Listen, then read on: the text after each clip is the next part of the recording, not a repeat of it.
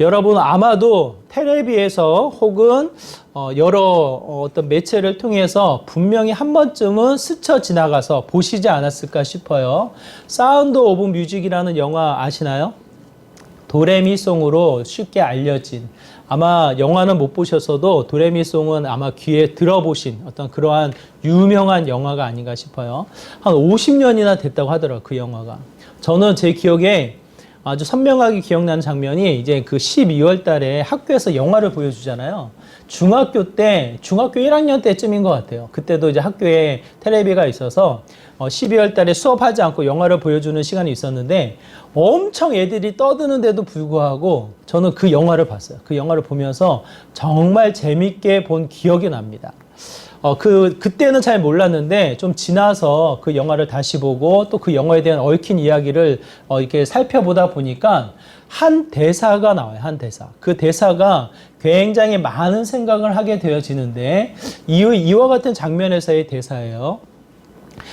마리아, 여자 주인공은 원래 수녀가 되려고 했습니다. 하지만 그의 성격, 그의 발랄함이 이 수녀원 안에서만 머물러 있기에는 에너지가 넘쳤어요.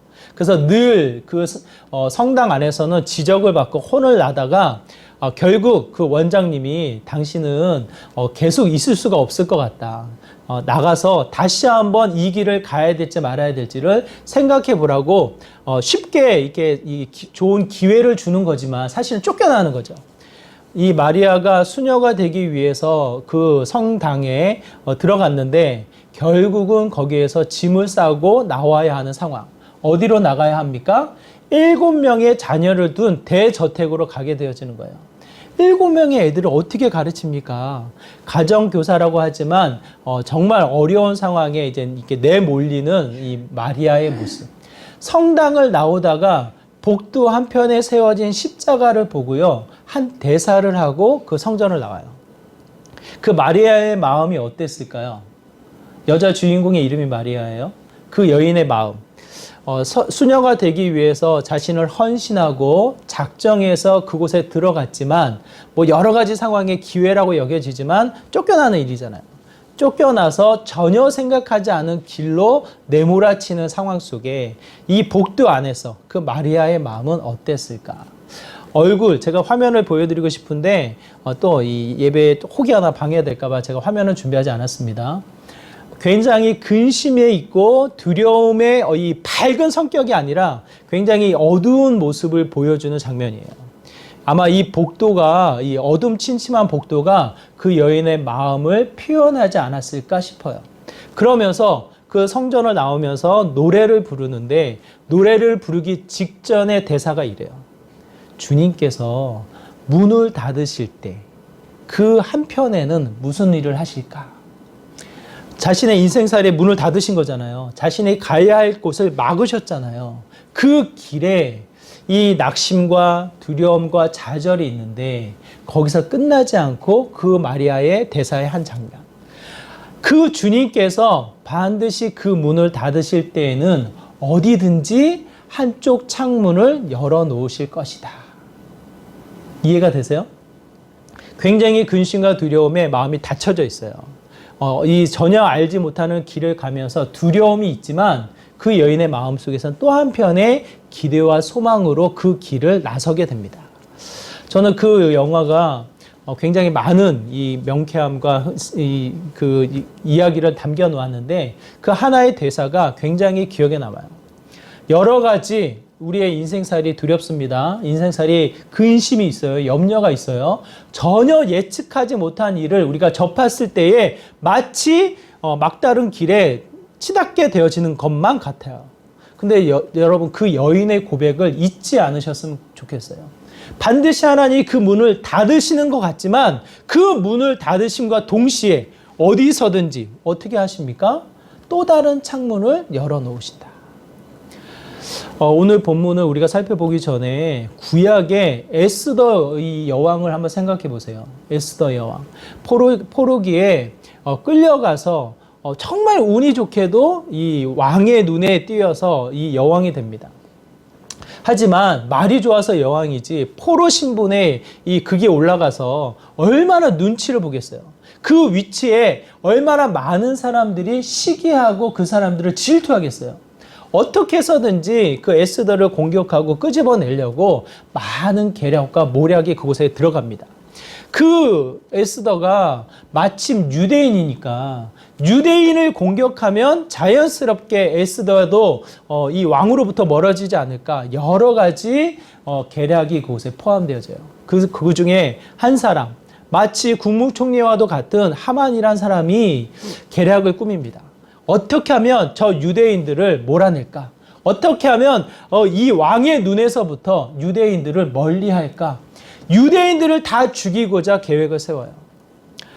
그 에스더를 가만히 읽다 보면 이 이스라엘 백성이 처한 마치 이 막다른 골목에 치닫게 되어지는 형태가 되지 않은가 싶어요. 글로서 역사의 한 장면으로서 우리가 읽으니까 그냥 스쳐 지나가지만 그 현장에 여러분이 머물러 있다고 한번 생각해 보세요. 포로로 끌려갔어요. 열심히 어떻게 해서든 살아보려고 정정긍긍 그 삶을 펼쳐나가요. 그런데 어느 날 갑자기 하나님 앞에 절을 하지 말라고, 하나님을 경배하지 말라고 떨어지면서 경배하는 자는 무조건 처형하게 될 것이다. 이와 같은 명령이 떨어지는 거예요. 어떻게 해야 될까? 여러 가지 고민과 이 낙심과 이 두려움 가운데 놓여져 있는 이스라엘 백성의 모습이 아닐까.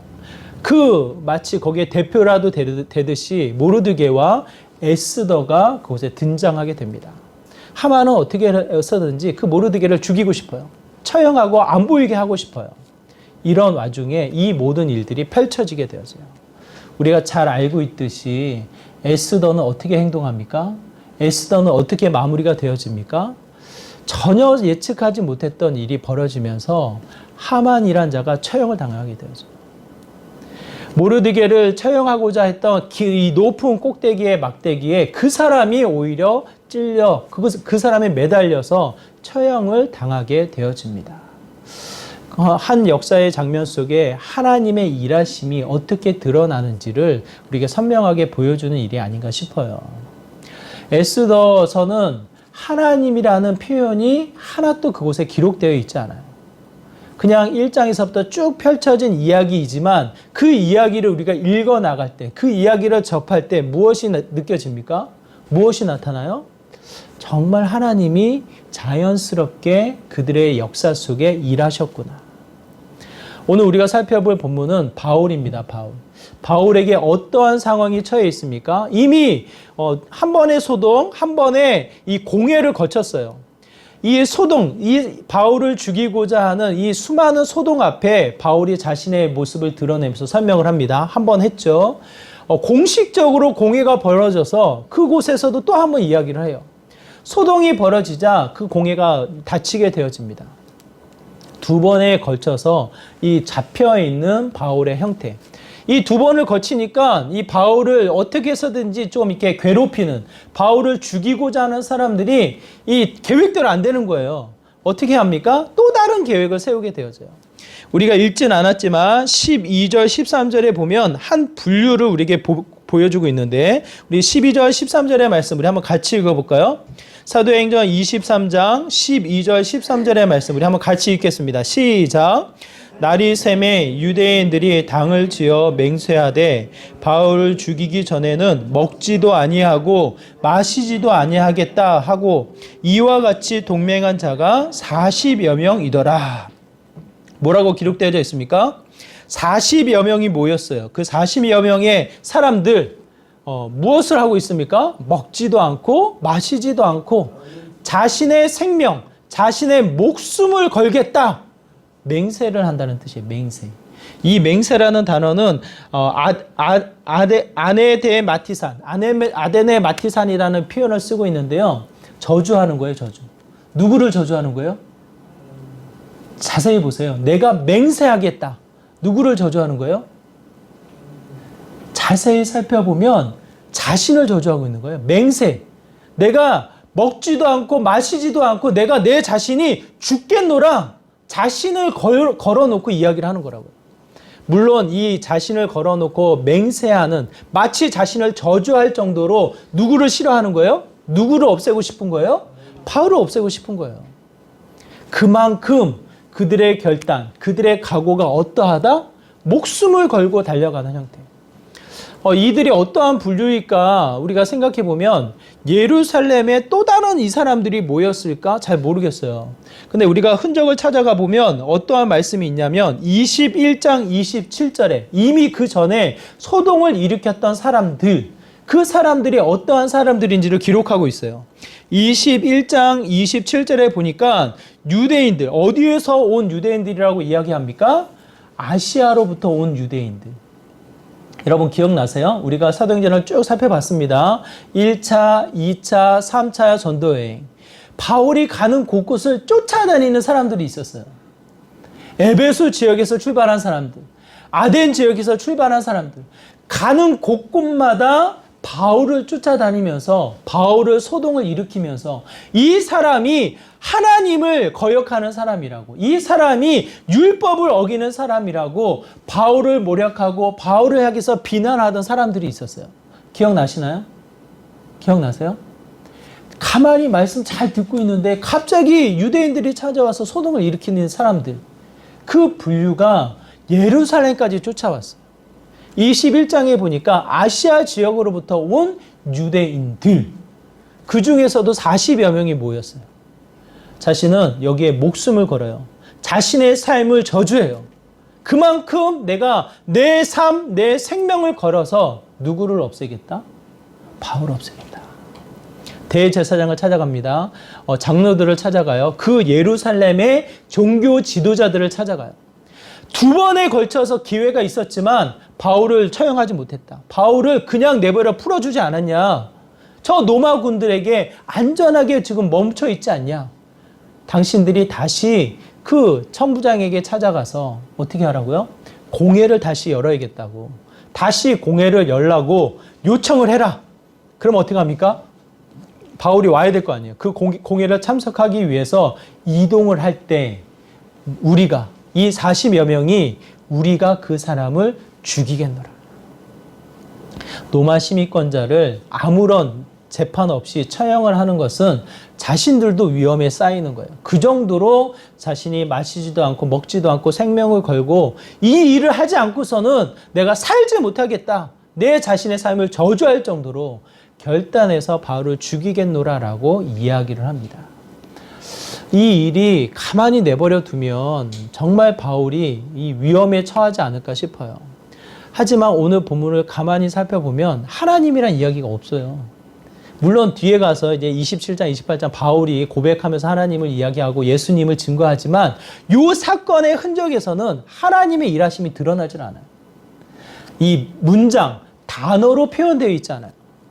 하지만 이 시간의 흐름 속에 펼쳐지는 일의 진행들이 그냥 우연으로 벌어지지 않는 하나님의 일하심, 하나님의 역사를 통해서 펼쳐지는 것을 우리가 볼 수 있지 않을까 싶어요. 마치 에스더처럼 하나님이라는 단어가 안 들어가요. 하나님에 대한 이 표현이 그곳에 안 담겨져 있어요. 담겨져 있지가 않아요. 그런데도 불구하고 벌어진 일, 시간의 흐름 속에 느껴지는 것은 무엇입니까? 하나님이 일하셨구나. 그 유대인들, 40여 명의 유대인들의 이 계획이 누구한테 들립니까?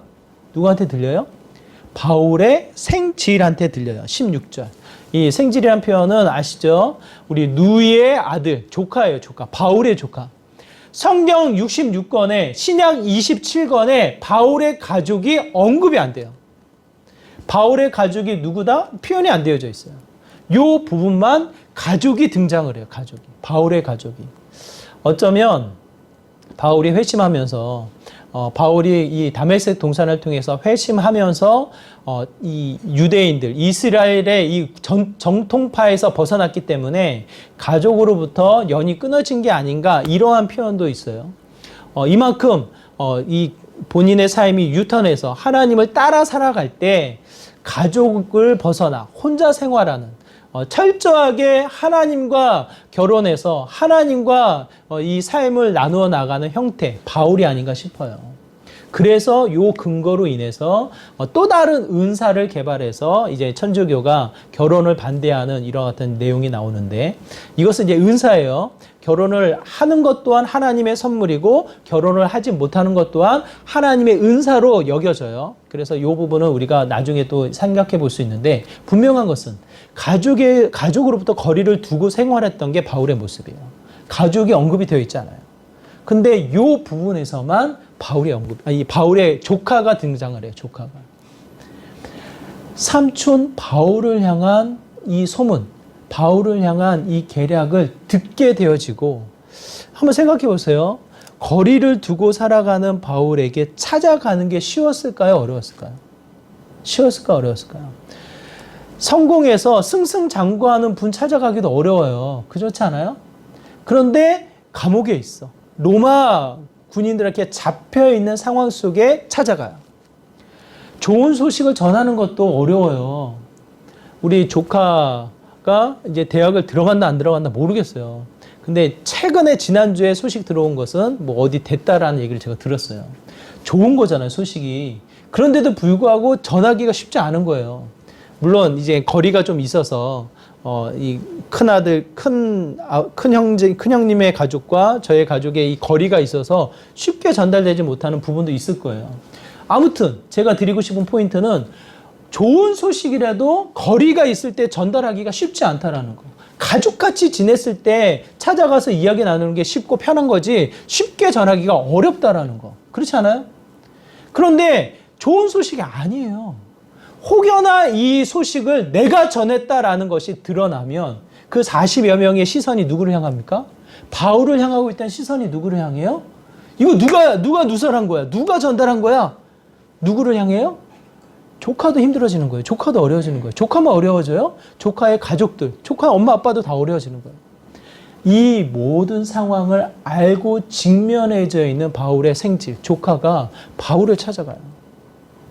바울을 찾아가요. 무슨 특별한 관계, 무슨 어떠한 설명이 그곳에서 기록되어 있지 않아요. 우리가 읽지는 않았지만. 이 모든 내용을 통해서 우리가 살펴볼 수 있는 것은 무엇입니까? 하나님의 섭리. 어떠한 섭리? 바울을 지키시는 하나님의 섭리를 보게 되어져요. 세상은 수많은 계획, 수많은 모략으로 마치 이 세상을 감당할 수 없을 것만 같은 이 큰 거대한 대적의 모습으로 비춰집니다. 시편 3편 1절에 보면요. 시편 3편 1절이에요. 거기서 보면 이와 같은 표현이 있어요.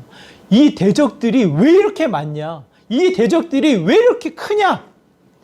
그 31편, 3절에 이 시편을 쭉 읽다 보면 나를 대적하는 이들이 천명이 넘는다라고, 이 만만이 넘는다라는 표현이 나와요. 그만큼 자신을 대적하는 이 원수들, 이 나를 대적하는 이 세상의 그룹은 너무나도 거대해 보이고 커 보여. 내가 감당하고 싸우기가 참 어려워 보여요. 근데 중요한 거 여기서 포인트. 뭐예요? 나는 약해서 감옥에 갇혀 있고, 나는 약해서 홀로 멈춰 있고, 숨어 있고, 피해 있는 듯 싶지만, 누가 내 삶을 지키십니까? 누가 내 삶을 지켜요? 가만히 여러분의 삶을 돌아보세요.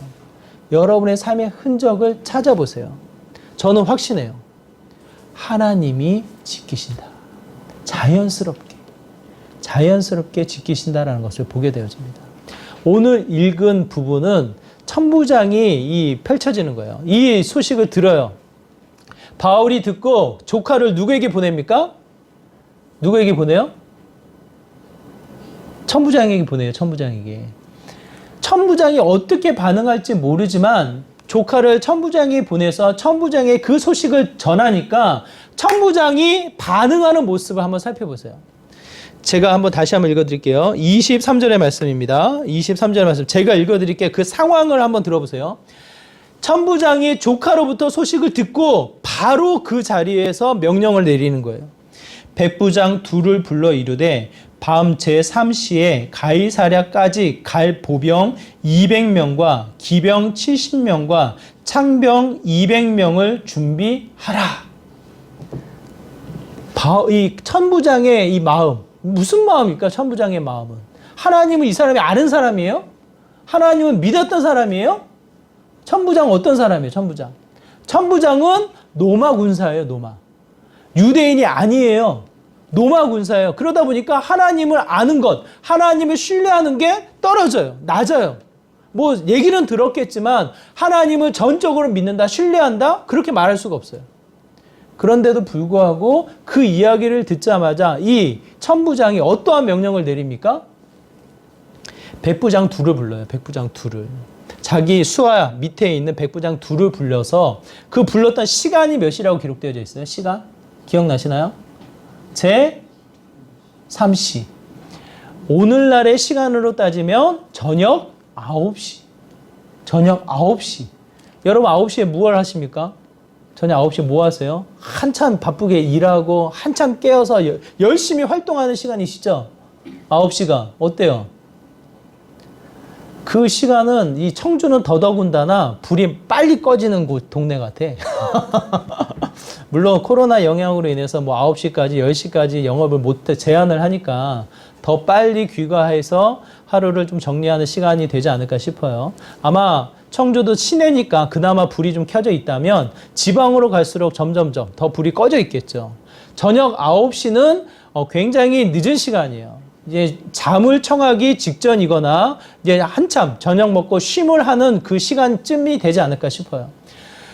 오늘날 같이 문화적이고 누릴 게 많고 볼 게 많고 즐겁게 지내는 시간도 그런데 그 당시 저녁 9시 여러분이 생활했던 어린 시절의 저녁 9시를 한번 생각해 보세요. 그 시간은 무슨 시간인가요? 그냥 아무것도 할 수 없는 시간이에요. 다 자고 뭔가 하려면은 이 횃불을 들고 불을 밝혀서 어렵게 해야 될 시간이에요. 아마 일찍 자는 사람은 한참 잠을 자는 시간일 거예요. 그 시간에 백부장 둘을 불러요. 그 두 명을 불러서 무슨 명령을 내립니까?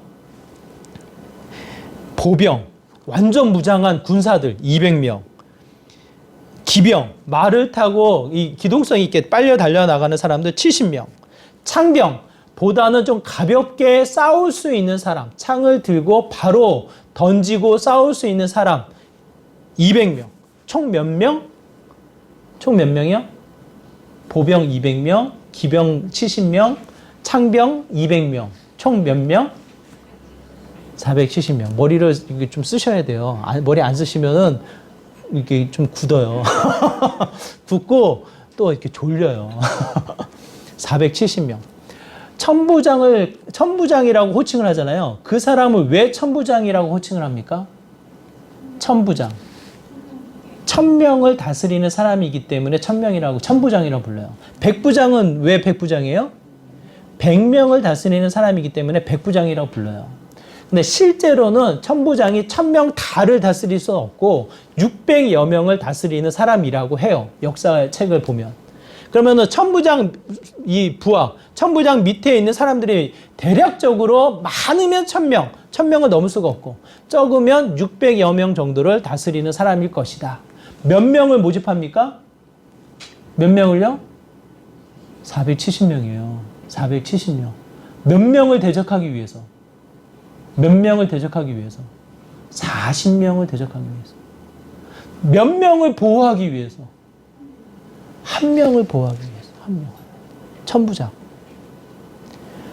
아무리 대적이 지혜롭게 계획을 세우고 아무리 거대하게 보이고 아무리 나를 위협하는 내 목숨줄을 잡고 있는 듯한 위협을 준다 할지라도 하나님이 보호하는 사람을 어떻게 하십니까?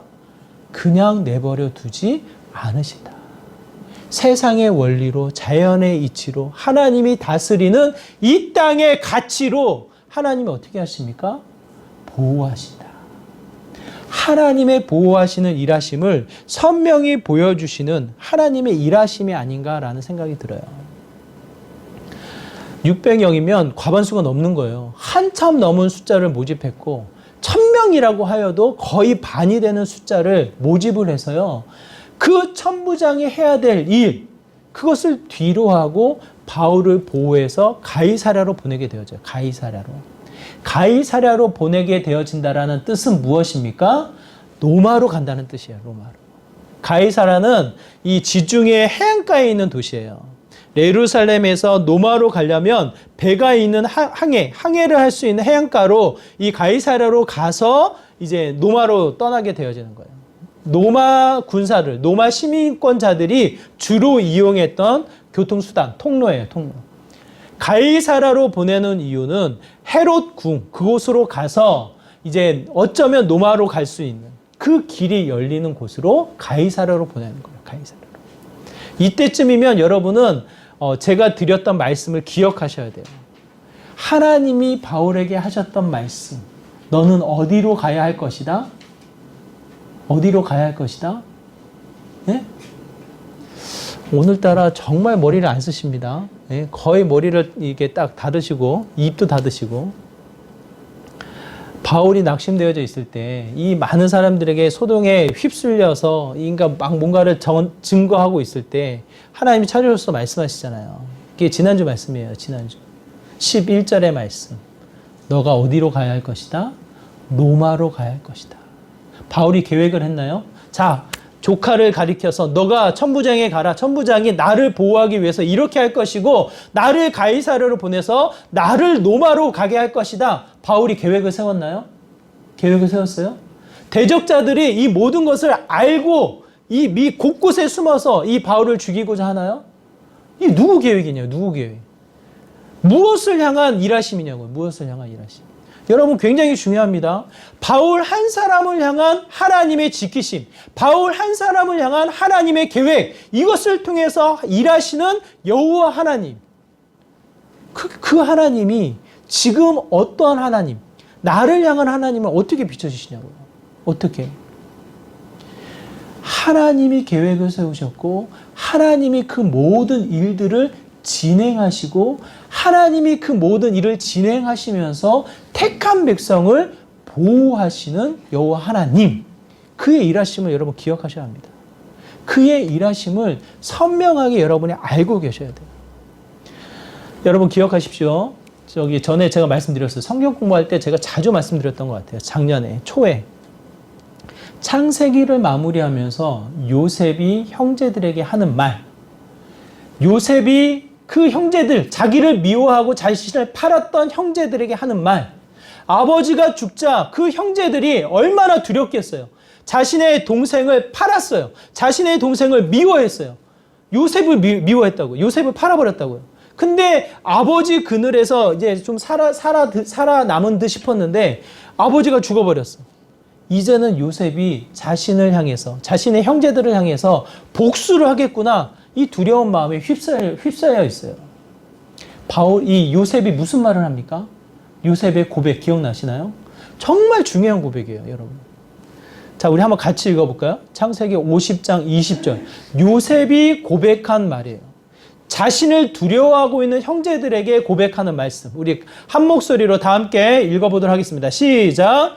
당신들은 나를 해하려 하였으나 하나님은 그것을 선으로 바꾸사 오늘과 같이 많은 백성의 생명을 구원하게 하시려 하셨나니. 요셉이 무엇을 보고 있어요? 무엇을 봤어요? 요셉이 본 게 뭐예요? 자신을 미워하는 형제들을 봤나요? 자신이 높게 세워져서 경배하고 있는 이 신하들을 봤나요? 자신의 높은 위치에 이 자신의 신분을 봤나요? 자신이 본 게 뭐예요? 요셉이 본 게 뭐예요? 요셉이 본 게. 요셉이 깨달은 게 뭐예요? 요셉이 깨달은 게. 중요해요. 하나님을 본 거예요, 하나님.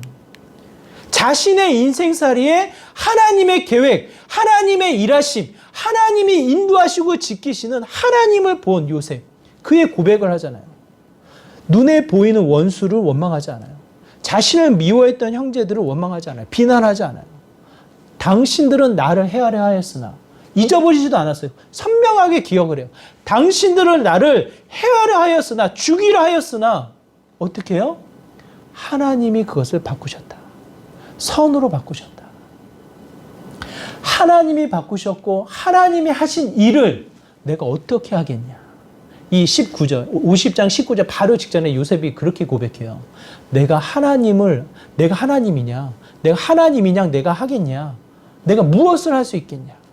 그게 이 요셉의 고백이에요. 바울의 이 흔적을 통해서 우리가 볼 수 있는 것은 바울의 뛰어남도 아니에요. 바울이 운이 좋았다, 그것도 아니에요. 대적다리이 너무 크다, 위협스럽다, 그것도 아니에요. 천부장의 헌신, 천부장의 이 뛰어남, 그것도 아니에요. 무엇을 보아야 합니까? 무엇이 보입니까? 요셉을 향한 계획, 그 계획을 이루어 나가시는 하나님, 그 모든 방해와 원수와 대적들을 피하시고 보호하시고 지키시는 하나님, 그 하나님을 볼 수 있지 않을까요? 지난주가 우리 큰아이의 학교, 전학학교를 이제 신청하는 날이에요. 그 서류를 제출하는 날이에요. 진작 졸업하고 뭐 다 했는데 입학 전 전학은 딱 3일이 주어지더라고요. 3일. 그 3일에 제출을 하게끔 되어 있어요. 나름대로는 고민을 했죠. 어디 학교를 보내야 되나. 답은 선명해. 청주여고를 갔으면 좋겠어. 왜? 제일 가까우니까. 근데 이 청주여고를 가면 좋겠는데 일지망에서부터 삼지망까지 쓰게 되어 있어요. 그래도 감사하죠. 열지망까지 안 썼으니까. 이 세지망에서 써야 되니까. 그래서 어느 학교를 보낼까? 대성고를 보낼까? 복명고를 보낼까? 우리 큰아이는 복명고에 아는 오빠가 있어가지고 복명고 가고 싶어 하더라고. 그 아래 보호를 받고 싶어서. 아는 사람이 있으니까. 뭐 여러 가지 고민을 했어요. 그러다가 하여튼 1지망, 2지망, 3지망을 써서 내는 그 마지막 날, 이제 수요일날 냈으니까 화요일날, 정말 이 차로 어느 정도 걸리는 학교를 다 다녀봤어요. 여기저기 다 거리도 보고, 버스는 어떻게 가나 버스도 보고, 또 학교에 학생 수는 얼마가 있나 다 보고, 제가 할 수 있는 건 다 했어요. 그리고 나서 화요일날 저녁에 애와 함께 잠깐 이야기를 나눌 때 이 한마디를 했어요. 이 한마디를. 정말 우리가 할 수 있는 건 다 있다. 우리는 계획했고 원하는 것도 있고 기도했고 또 준비했고 이제 마지막 하나 딱 남았다. 그 하나의 마지막은 이와 같다. 하나님이 가장 좋은 것을 주실 테니까 주신 것에 감사하자. 가장 좋은 것을 주시는 하나님에 대한 이야기를 잠깐 나누는 시간을 제가 가졌어요. 여러분 인생의 흔적을 통해서 한번 생각해 보세요. 계획대로 되나요? 뭐가 방해됐고 이 삶이 막혀서 딱 멈추면 그게 끝인가요? 무엇이 있나요? 우리 인생의 시간의 흐름 속에 무엇이 그래도 남게 되어지나요? 저는 바울을 통해서 동일한 고백이 우리의 삶 가운데 있다고 저는 생각을 합니다. 코로나19로 인해서 작년에 참 힘들었어요. 자영업자들의 이 폐업률, 소득률, 여러 가지 형태, 전체 소득은 올라간 듯 싶지만 이 정부의 지원으로 인해서 1.4인가 좀 올라갔지 실제로는 소득이 떨어지고 굉장히 어려운 시간을 보냈다고 이야기해요. 그중에 한국교회 얼마나 비난을 많이 받았습니까? 모이고 싶어도 예배를 드리지 못하는 이 상황이 얼마나 마음 아프게 다가왔냐고요. 3월달 나름대로는 일찍 영상 예배를 드린 사람들이요. 나름대로 괜찮은데? 나름대로 이 교회, 집에서 예배를 드리는 거, 가정 예배를 드리는 이 도전이 되는데 여러 가지 장점을 찾았어요. 시간이 지나니까 어때요? 후퇴해요. 우리의 신앙이 퇴보해져요. 여러 가지의 어려움과 힘겨움을 지나게 되었어요. 여기서 우리는 무엇을 봐야 합니까? 무엇을 봐야 돼요? 뭘 봐야 돼요? 지금 지난 여름에는요, 우리나라에 장마가 며칠 비가 왔는지 아세요? 역대 40일 정도의 장마가 역대였대요, 역대. 그것을 초월해서 51일 동안 비가 왔어요. 이상기온이에요, 이상기온.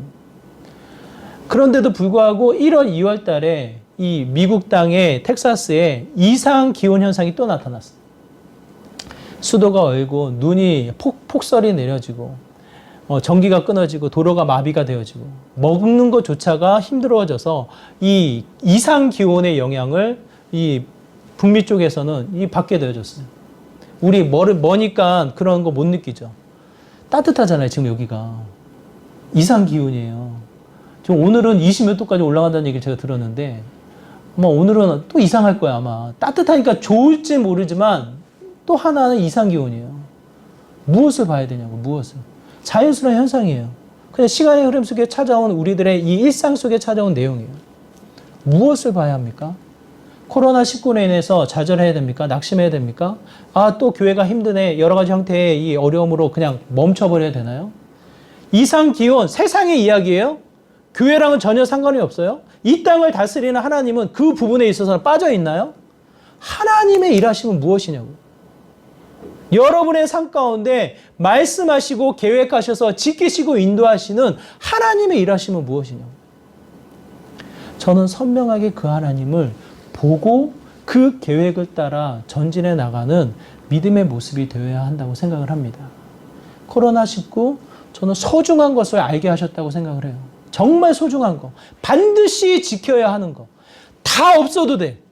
바자회, 뭐 여러 가지 형태의 활동들, 야유회 없어도 돼. 반드시 지켜야 되는 게 뭐예요? 반드시 지켜야 되는 거.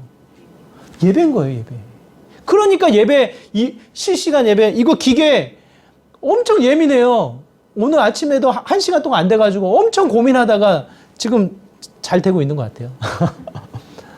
예민해요. 어떻게 해서든지 예배 드리려고 실시간 예배 열렸고, 어떻게 해서든지 20%, 30% 예배 드려야 됩니다. 하나 지키고 있잖아요, 예배. 딴 거 안 하고 아무것도 안 하잖아요. 가장 소중한 게 뭐냐, 예배. 그럼 예배를 드리면 무엇을 붙잡아야 되냐, 말씀. 내 멋대로 살아갈 수 없으니 정말 내 영혼이 죽어가는 것 같으니 호흡해야 되니까 기도하고 찬양하는 이 믿음의 신앙의 최소한의 영역들. 얼마나 중요한지를, 얼마나 내가 붙잡아야 되는지를 깨닫는 게 아마 저는 코로나19라고 생각을 해요. 수많은 교회가 아무것도 못하니까. 오로지 예배만 하니까. 이상기온 그 뉴스 들을 때마다 여러분 두려워하셔야 돼요. 이상기온. 이게 남의 일이 아니에요. 제가 한 가지만 말씀드릴게요. 서울에서 청주로 이사 오니까 딱 하나 제가 느끼는 게 종이컵을 많이 써요. 식당에서도 종이컵을 일반적으로 다 놓더라고요. 서울은요, 식당에 종이컵을 놓으면 벌금을 내게끔 되어 있어요, 벌금. 그만큼 일회용에 대한 제한적인 부분이 커요. 근데 이제 저도 와서 보니까, 이 문화가 무서워요. 종이컵이 쉽게 써져요. 교회에서 종이컵 안 쓸 수가 있어요? 수련회 가거나 무슨 모임하거나 종이컵 안 쓸 수가 없어요. 쓰지 말자, 그거 아니에요. 저도 써요. 공사할 때 종이컵 썼어요. 쓰지 말자, 그게 아니에요. 하지만 줄일 수는 있는 거예요. 이상기온의 소식을 들으면 마음의 두려움 속에 2번 쓸 거 1번 쓰고, 1번 쓸 거 안 쓰고, 내가 써야 될 컵 쓰고, 내가 쓴 컵 마시고 설거지하고, 설거지도 세제 덜 쓰고, 또 하나 전기 아끼는 거. 돈을 아끼기 위해서 전기세를 아끼는 게 아니라 전기를 만들어내기 위해서 수많이 돌려대는 이 환경의 어려움.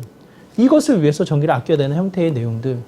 이게 모든 것이 우리의 삶의 도전과 메시지의 하나님의 일하심의 흔적을 보아 나갔을 때 따라가는 우리의 삶의 모습이 아닌가 싶어요.